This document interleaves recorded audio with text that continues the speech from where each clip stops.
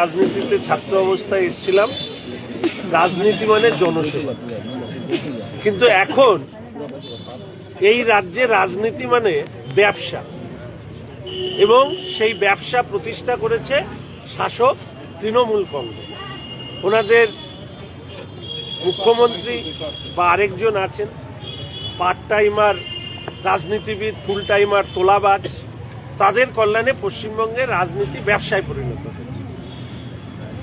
বিরোধী দলের বিধায়ক হিসাবে বিধানসভার অভ্যন্তরে প্রথম দিন থেকে যে হেনস্থার শিকার হয়েছি, পরবর্তীকালে বিধায়ক উন্নয়ন তহবিল, সেই তহবিলের অর্থ খরচা করতে গিয়ে রাজনৈতিক প্রতিবন্ধকতার সম্মুখীন হয়েছে। এই নিয়ে বিধানসভার ভেতরে মুখ্যমন্ত্রীকে চিঠি দেওয়া, হাতে ওনার সামনে এই চিঠি দেওয়া হয়েছে, উত্তর দেননি। স্পিকার সাহেবকে বলা, চিফ সেক্রেটারিকে বলা, ডিপার্টমেন্টাল মিনিস্টারকে বলেছি, ডিএমকে বলেছি, এসজেডিও এর কাছে গিয়েছি, এমনকি আমাদের সম্মানীয় মেয়র সাহেবের কাছে গিয়েও আবেদন করেছিলাম। শহরের বিধায়ক হয়ে ওনার সাথে বসে পুরো টাকাটা ওনাকে দিতে চেয়েছি, উনি আমার সাথে সাক্ষাৎ পর্যন্ত করেন। সাংবাদিক সম্মেলন করেছি, উনি উত্তর দেওয়ার পরে আমি পাল্টা সাংবাদিক সম্মেলন করে বলেছি মানুষের সামনে আসুন, আমি কিছু প্রশ্ন করি, আপনি শাসক দলের প্রতিনিধি হিসাবে উত্তর দিন। দুবার মন্ত্রী ছিলেন, বর্তমানে মেয়র ছিলেন, তিনি সেই রাস্তাও মানান। ফলে আমাকে এই অনশনে বসতে হয়েছে। সরকারের শাসক দল পাল্টায়, আজকে যে শাসক কাল সে বিরোধী হতে পারে। পশ্চিমবঙ্গে ভবিষ্যতে কোনো বিরোধী দলের বিধায়কদের এইভাবে হেনস্থা করা, রাজনৈতিকভাবে প্রতিবন্ধকতা তৈরি করে তার উন্নয়ন তহবিলের টাকা আটকে দেওয়া, এবং সরকারি আধিকারিকরা, ডিএম ফোন ধরেন না, মেসেজ করলে উত্তর দেন না, সরকারি আধিকারিকরা বিরোধী দলের জনপ্রতিনিধিদেরকে যে অসম্মান করেন।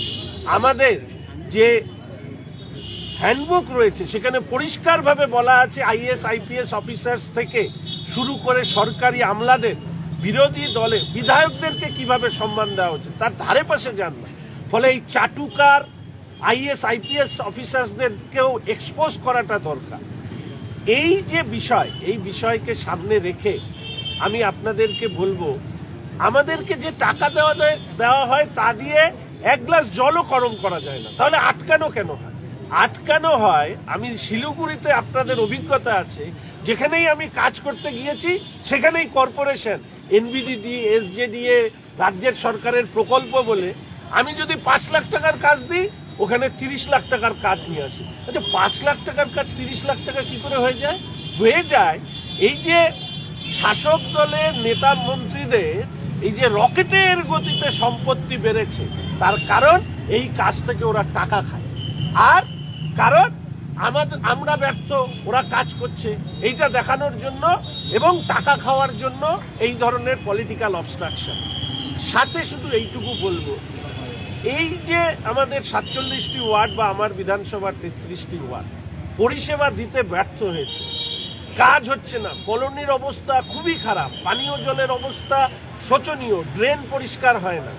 শুধু একটাই লক্ষ্য, শঙ্করকে কাজ করতে দেওয়া যাবে, ওকে আটকাও, যা করবে ওকে বাধা দাও।